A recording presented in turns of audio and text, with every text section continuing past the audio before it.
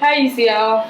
Hi, my name is Astrid. Hello everybody, my name is Thomas Kensington. I'm a master's student at UCL and I study international public policy. Hi, I'm Sasha and I'm a first year studying politics, sociology and Eastern European studies.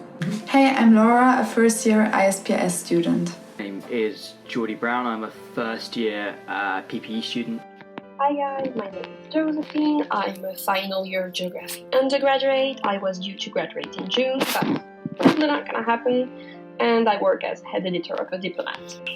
Hi, I returned to Switzerland almost 3 weeks ago actually. I'm still in London. I decided to stay here as opposed to going back home because I'm from New York, and it's mostly worse there. In a city that's essentially at the apex of the coronavirus in New York, in the States, where I don't have health insurance. I returned home to Sweden. I did decide to leave London and I went back home to Jersey.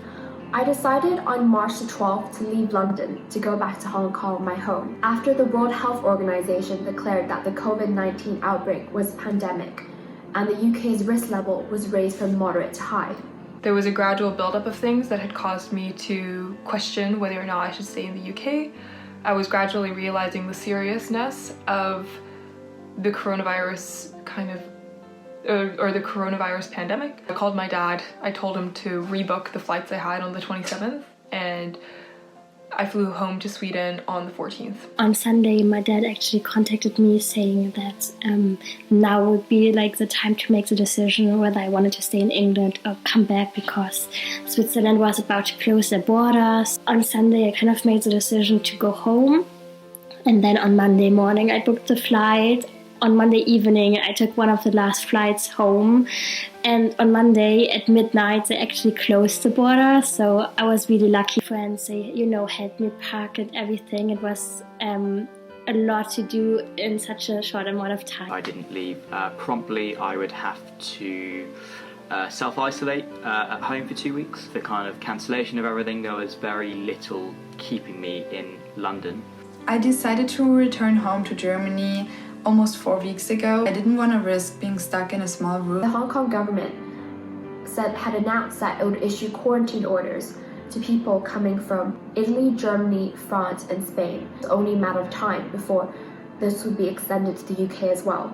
My parents were worried that borders could close, so they asked me to come back as quickly as possible. The train ticket for the Monday, which was the 16th, but then my train got cancelled, so I had to change my ticket, and I was lucky enough to get one on the Sunday, so just 1 day prior. My departure was really rushed because I learned at around 3 p.m. that I would be leaving at 6:30, and yeah, that made me quite anxious, to be honest. I wanted to stay and spend time with my friends, and I thought that it would be easier for me to focus on the exams if I was in London. When LSE and KCL announced that they would be moving everything online, I became increasingly anxious and decided that I wanted to come home. I think in general, a lot of people just left because they were really scared that the countries would close their borders or that flights got cancelled. Then they would be stuck and they couldn't return home to their families. They didn't explicitly tell us that we should go home if we were foreign students, but they said if you wish to go home, you should do it now. It caused a bit of a mass panic and exodus of lots of international students rushing to the airport. And I had to commute back into London to go and pick up my stuff and move out. So I called my landlady on my way to London to tell her that I was on my way and I was coming to pick up my stuff and I would be moving out indefinitely. I also asked her if she could move her family and wait and sit in their rooms and wait for me to clear my stuff out so we didn't risk passing anything on to each other. See, these were people I'd lived with for 7 months. It was quite not really the way that we expected to say goodbye. Days before I left, a friend of mine left with my flatmates, and nobody of us thought that we would be leaving really soon as well. We were all really shocked and sad that he would leave, but only 4 days later we would leave as well. Everything accumulated really quickly. That change in mindset to this kind of almost like apocalyptic situation where I was like, oh my gosh, I have to go, I have to pack everything. Booking the flights, I still didn't necessarily understand that I was leaving, that term was ended, and I think it still really hasn't hit me that term ended, that the first year is now over. The situation in France is bad. We're all contained here, so we can't really get out unless it's for some really important reason, and we have to file papers every time we go out, which is a bit weird. In Paris, like, hospitals are being flooded with patients, People tend to be quite smiley, and yeah, the atmosphere is good, but the situation is bad.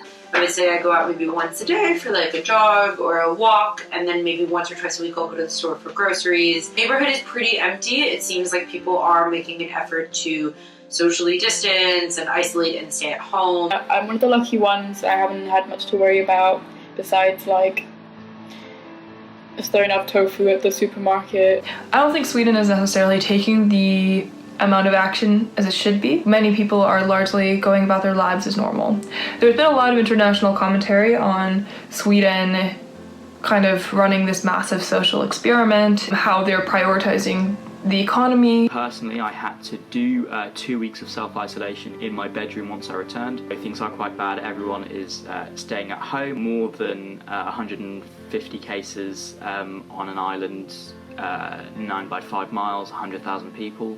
Hong Kong is currently experiencing a second wave of virus cases, which have increased from more than threefold, from just over 250 2 weeks ago to now 765 cases. And this is largely due to the large influx of Hong Kong residents coming back to Hong Kong from Europe and the US.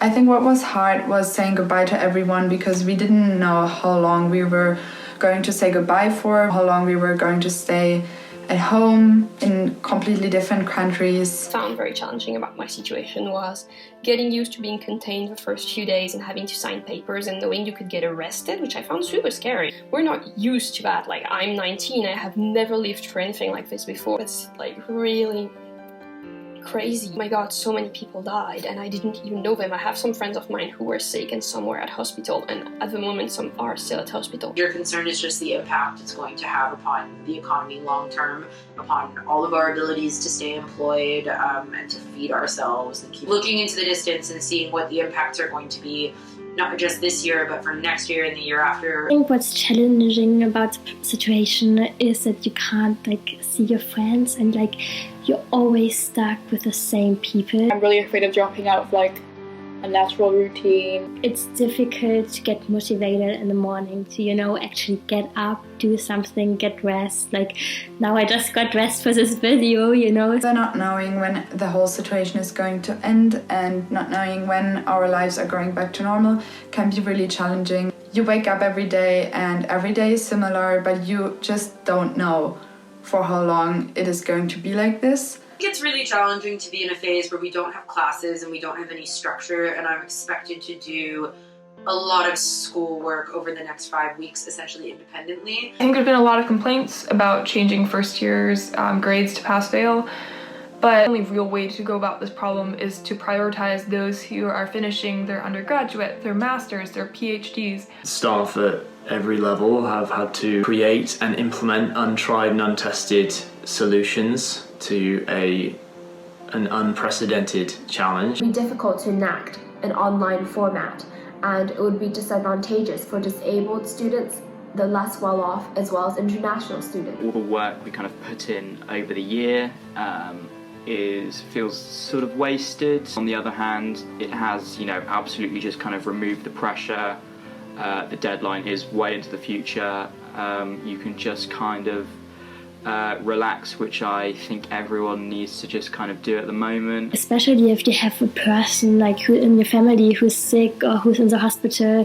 I can't even imagine how hard it must be to actually focus on your work. How can you do well or do really well under these conditions? I got 2-week extensions on almost everything, and I thought that was pretty generous and pretty fair, considering I think we all spent about 2 weeks kind of freaking out and not being sure what was going to happen. I was supposed to be having 2 exams, but both got cancelled, so I have coursework instead. And my lecturers were really understanding and sympathetic. I could reach them, I regularly talked to them on Teams, on Skype, and they were really cool, yeah. We had this together, and I think that UCL is really trying to help their students. I would like to add a small message for students who have special needs, mental health conditions, learning disabilities. I'm part of them, and I know that moving away from uni and working from home, living in a rush, can get especially tough if you have a specific condition. So yeah, let's not forget about us, and we should still be able to receive support even if we're away from uni. Temporal and spatial perspectives have been shrunk down to pretty much where I am now and when I am now. It has raised awareness of the importance of being socially responsible and a selfless person, since it shows how we're all connected and that our actions can so easily impact other people. I think that there might be a human tendency to normalize any securities and freedoms that we have.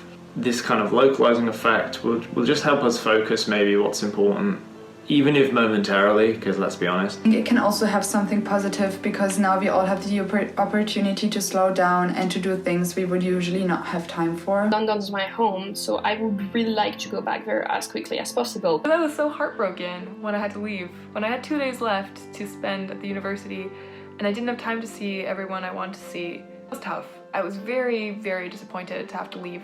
This crisis has taught me, or just kind of reminded me, it's that university is finite. A lot of experiences in life are finite, so I might as well appreciate them as much as I can. And I think a lot of university students feel the same. And I miss UCL, the campus, but particularly the people, because I've met some really amazing people here. I just miss the normality of it all, going to lectures, tutorials, spending time with friends in the print room cafe, studying in the library, things that I did every day, which I took for granted. What was previously considered unextraordinary and ordinary, I think maybe just be felt a little bit more keenly after this situation. That would be one positive that may come out of the otherwise terrible situation. What I miss most about UCL is having some kind of sense of purpose. The world is changing really fast, and it will change for real after this crisis, and it's up to our generation to make it change for the better. It's up to us. I think a lot of people need to remind themselves that just because they might be alone in isolation doesn't mean they're lonely. I hope that all of you are well and that your families are well and healthy, and that we will all see each other very soon back in London. Take care, everyone.